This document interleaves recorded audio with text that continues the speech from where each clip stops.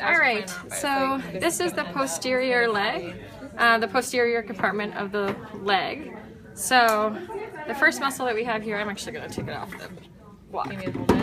That'd be awesome. So this is the gastrocnemius. So this here, so if you look down here, you can see this is the outside of the foot. So this is the lateral head, and this is the medial head. And then it comes down to attach on the calcaneus through the calcaneus tendon or the Achilles tendon.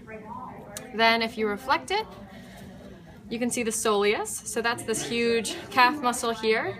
So this inserts below the knee, and the gastrocnemius inserts above the knee. So this muscle is involved in flexion of the knee, while the soleus is not because it inserts below the knee. So this also goes down and inserts on the calcaneus and is part of the Achilles tendon. And then the other muscle that's part of the Achilles tendon is the plantaris. So that's that tiny muscle up here, and it has this huge long tendon. And this muscle's action is negligible, it says, in Moore's, so it doesn't really do much, but it attaches here and it has some impact on plantar flexion, they think. Okay, so that's this top layer. And then there are three muscles in the deep layer of the posterior compartment. So you have your middle one right here. This is called the tibialis posterior. It inserts all the way up the tibia, and it's tiny. It also works on plantar flexion. Then laterally, you have your flexor hallucis longus. So that's this guy. This is the biggest one.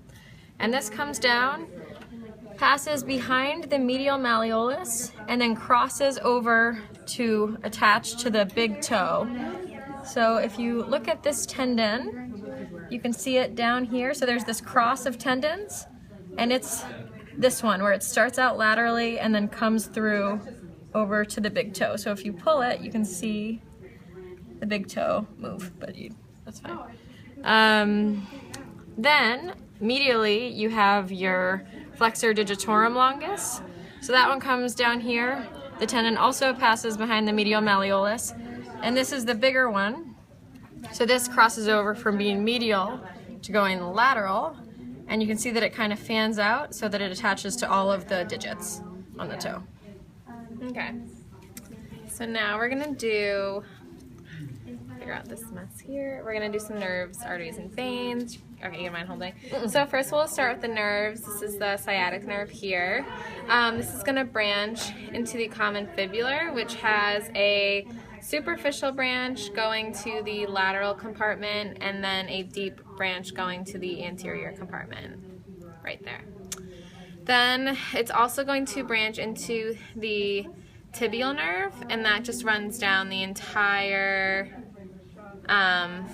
posterior compartment of the leg, and that's responsible for innervating all of the posterior muscles. And then it'll also branch on the foot into smaller plantar branches, which you don't really need to know that much about, but they're there.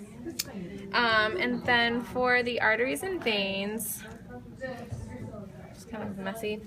So here we have the popliteal vein, and then just below that is the popliteal artery. So vein is like a little bit more purpley, and then you have the artery below it. And we don't really care that much about the veins, so we're just going to focus more on the arteries. So the popliteal artery is going to, it becomes the popliteal artery from the femoral artery after the adductor hiatus. And then it's going to follow down just posterior to the popliteal muscle, which is involved in unlocking the knee, just for fun. And then right at this bifurcation is where it's going to become the anterior and posterior tibial arteries. So there's no tibial artery, it just becomes the popliteal to the anterior and posterior tibial arteries at this bifurcation. So yeah, there's no common one.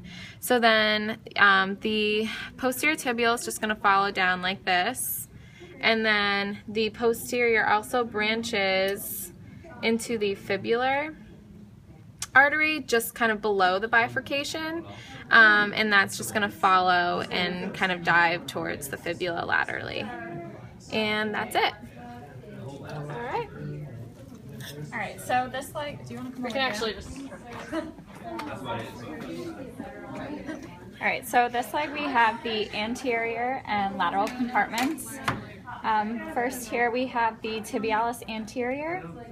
Then we have extensor digitorum longus, which is going to the metatarsals here. Then we have extensor hallucis longus, going to the big toe. Extensor hallucis brevis, which is crossing from the lateral malleolus. We also have the fibularis tertius, which is going to the 5th metatarsal here. Then moving on to the lateral compartment, we have fibularis longus, which is wrapping underneath the sole of the foot going to the 1st metatarsal, and fibularis brevis, which is underneath that, and that's going down to the 5th metatarsal. And these two muscles are the only ones in the lateral compartment, and they're involved with eversion of the foot. In terms of neurovasculature, we have the common fibular nerve here, which, as we saw in the posterior compartment, separates into the superficial branch, superficial fibular nerve, which runs along the fibularis longus here, and then the deep fibular nerve,